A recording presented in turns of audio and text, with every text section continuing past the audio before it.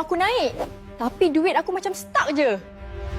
Hello 2026, jangan main-main.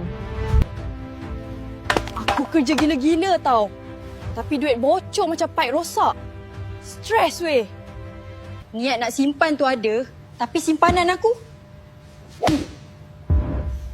nipis macam kulit bawang. Aku perasan satu benda.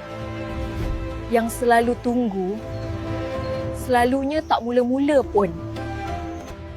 Emas ni bukan nak show off. Dia jaga duit aku dari inflasi.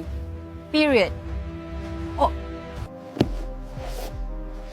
Silver ni untuk yang berani sikit. Risiko ada, tapi peluang pun padu. Tak payah tunggu kaya lah.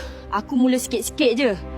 Yang penting konsisten. Kalau nak mula emas dan perak dengan betul, public gold. DM aku guide.